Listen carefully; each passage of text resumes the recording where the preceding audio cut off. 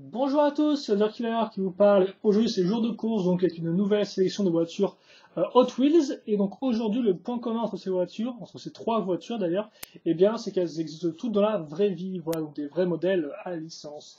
Et donc on se retrouve ensuite avec la, excusez-moi c'est un peu bougé ça, on commence tout de suite avec la Shelby Cobra Daytona Coupé, attention à noter, hein. Donc sortie en 2007, je ne sais pas qui l'a designé, et donc elle est sortie entre temps donc en 14 variantes différentes. Donc là je vous montre la version 2007 New Model, donc c'est la première apparition, et donc dans sa version rouge. Il faut savoir qu'en 2007 elle est sortie en 6 variantes différentes, donc vous aviez soit rouge, soit du bleu foncé, soit du metal flake argenté, donc en clair on va dire metal flake c'est une couleur un peu brillante, voilà, ou soit metal flake bleu un peu plus clair, voilà. Et vous vous dites, bon bah ça fait 4 couleurs, donc 4 variations, c'est quoi les deux autres variations? Eh bien c'est des variations de pneus, donc en clair les pneus, les jantes changeaient de type, voilà, donc c'est, maintenant vous savez tout. Et donc bah voilà un peu la Daytona Coupé, à quoi elle ressemble.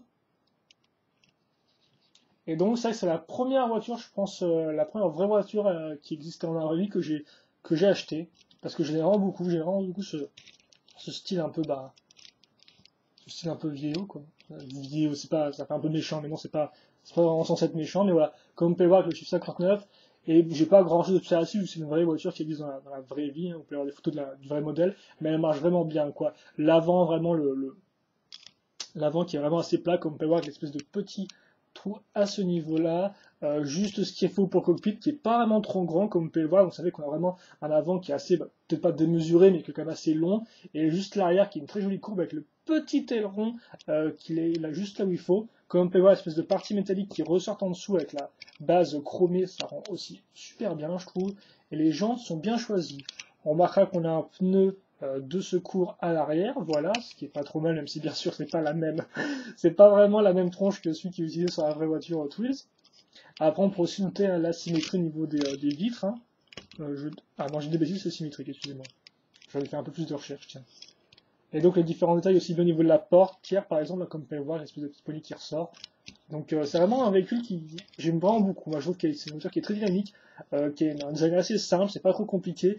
Et elle a vraiment son propre style, bien à elle, quoi. Donc c'est une voiture que j'apprécie beaucoup dans sa version Hot Wheels ou moins, mais c'est vrai que je pense que j'apprécierais aussi si je la voyais en vrai, parce que c'est bien le style de voiture hein, que j'affectionne tout particulièrement. Et donc aussi d'ailleurs je parle d'asymétrie, mais ici vous avez quand même la symétrie au niveau de la partie pour l'essence à l'arrière qu'on retrouve bien sûr pas à ce niveau-là. Par contre, voilà, elle est quand même assez simple. Je sais pas comment c'est sur la vraie voiture, mais c'est quand même sans doute assez sommaire, hein, cette partie-là.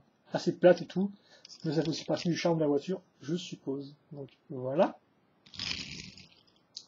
On passe maintenant à la Ferrari F430 Spider, sortie pour la première fois en 2006. Je ne sais pas qui a designé, et sortie depuis le temps en 13 variantes différentes. Et donc là, je vous montre la version 2009 Dream Garage. Et donc j'ai avant tout pris tout pour le nom de la du segment. J'aime beaucoup le nom Dream Garage, donc garage de rêve bien sûr.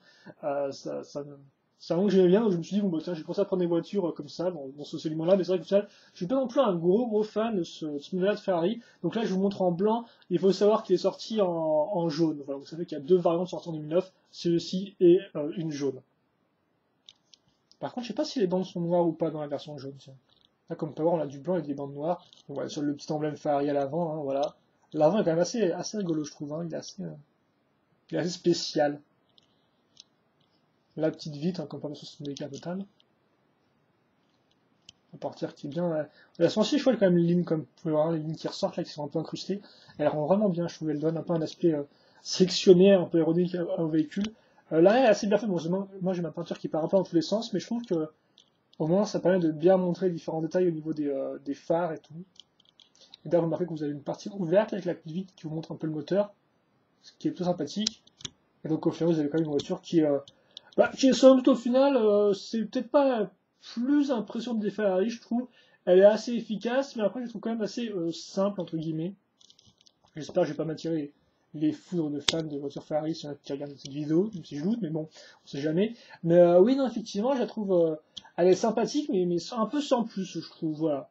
Donc ça, comme j'ai dit, j'ai sous-pris pour le nom du segment. Après, bon, à vous de me dire si vous l'appréciez ou pas. Alors, je la trouve, ma foi, sans doute assez simple. Mais voilà, elle fait son office, une fois de plus, il y a quand même des chouettes détails, hein. Comme par exemple l'intérieur, quand même, il est assez bien fait. Tu verras, le pneu décapotable, il y avait un intérieur qui soit bien fait, mais je trouve que ouais, les détails sont présents. Enfin, on passe à une voiture un peu plus, un poil différente et aussi,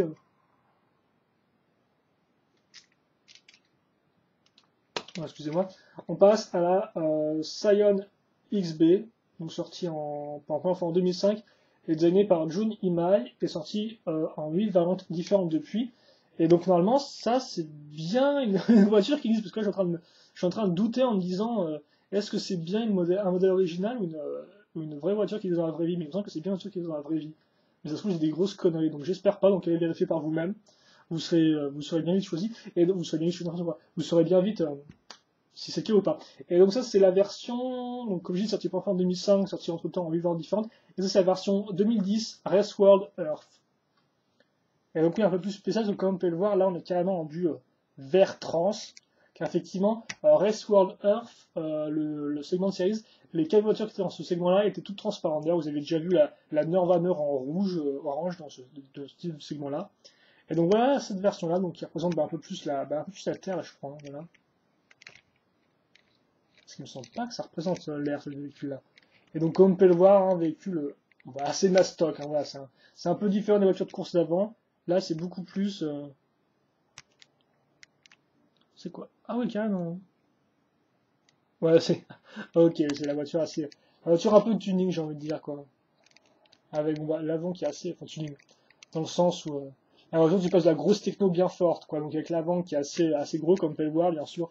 Le capot qui sera assez petit. Et en fait, il y a juste deux sièges parce que l'arrière est pris par une espèce d'énorme basse. D'ailleurs, je dirais que l'intérieur est fait avec une espèce de chrome doré ou vert. Donc ça ressort assez bien, mais oui. Une espèce d'énorme basse à ce niveau-là. Donc c'est assez rigolo, tiens.